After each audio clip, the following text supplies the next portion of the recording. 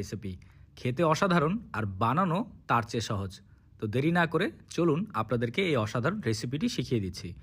প্রথমেই আমরা একটি পাত্রে নিয়ে নিব গরম পানি। এরপর এর উপরে দিয়ে দিব আমরা পাস্তা। এরপর দিয়ে দিব সামান্য তেল। এরপর দিয়ে দিব পরিমাণ মতো লবণ। তারপর এই সবগুলোকে একসাথে ভালোভাবে আমরা মিক্স করে নিব। এরপর আমরা কিছুক্ষণ এই পাস্তাকে সেদ্ধ করে নিব। এই পাস্তাগুলো সুন্দর করে সেদ্ধ হতে 10 থেকে 12 মিনিটের মতো সময় লাগবে। এরপর আমরা এই পাস্তাগুলোকে পানি থেকে আলাদা করে নিয়ে নিব। দেখতেই পাচ্ছেন সুন্দর সেদ্ধ হয়ে গেছে। এখন এই পাস্তাগুলোকে একপাশে রেখে দিয়ে আমরা একটি ফ্রাই প্যান নিয়ে নিব। ফ্রাই প্যানে দিয়ে দিব আমরা সামান্য বাটার। এরপর এই বাটার গলে গেলে এর উপর আমরা দিয়ে দিব রসুন কুচি করে কাটা। আপনারা কে কোথা থেকে আমার এই ভিডিওটি দেখছেন অবশ্যই কমেন্ট করে জানাবেন। আমি আপনাদের সবার কমেন্টের উত্তর দিব, কারণ আপনাদের কমেন্ট পড়তে আমার অনেক ভালো লাগে। রসুনগুলো ভাজা হয়ে গেলে দিয়ে দিব কুচি করে কাটা পেঁয়াজ। এরপর এই পেঁয়াজকে আমরা কিছুক্ষণ ভাজবো। 2 মিনিটের মতো পেঁয়াজটা ভাজলে সুন্দর লাল লাল হয়ে যাবে। আমাদের পেঁয়াজগুলো ভাজা হয়ে গেলে এর উপরে আমরা দিয়ে দিব 2টি ডিম। 2টি ডিম আমরা এর উপরে দিয়ে সুন্দর করে ভেজে নিব। চামচের সাহায্যে আমরা ডিমগুলোকে একদম ঝুরঝুরে করে ভেজে নিব, যেটিকে আমরা স্ক্র্যাম্বল বলে থাকি। এই পাস্তা রেসিপিটি ডিনারের জন্য একদম পারফেক্ট একটি রেসিপি।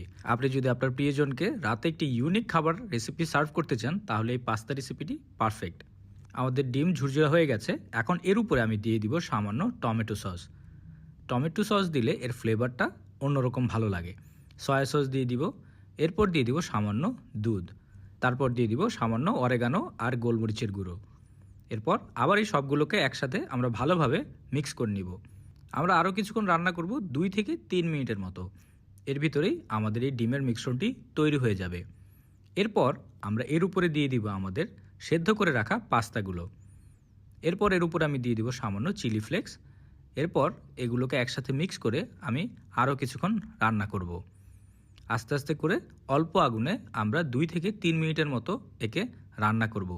এরপরই আমাদের পাস্তা তৈরি হয়ে যাবে। পাস্তা তৈরি হয়ে গেলে এর উপরে আমরা দিয়ে দেব সামান্য ধনিয়া পাতা। এরপর ভালোভাবে মিক্স করে নিব, কারণ ধনিয়া পাতা আমরা সবসময় সব খাবারের সাথেই খেয়ে থাকি। আপনি যদি ধনিয়া পাতা পছন্দ না করেন সেই ক্ষেত্রে ধনিয়া পাতা না দিলেও চলবে। এরপর আমরা এগুলোকে একটি বাটিতে সার্ভ করে নিব। দেখতেই পাচ্ছেন কি সুন্দর আমাদের গার্লিক পাস্তা তৈরি হয়ে গেছে। এরকম পাস্তা আপনারা চাইলে ঘরে যে কোনো সময় তৈরি করে বাচ্চাদের কিংবা বড়দেরকে দিতে পারেন। এরকম মজার মজার রেসিপি পাওয়ার জন্য টোস্টেড বাংলা পেজকে অবশ্যই ফলো করবেন। আর ভিডিওটি যদি আপনাদের ভালো লেগে থাকে একটি লাইক অ্যান্ড শেয়ার করতে ভুলবেন না। সবাই ভালো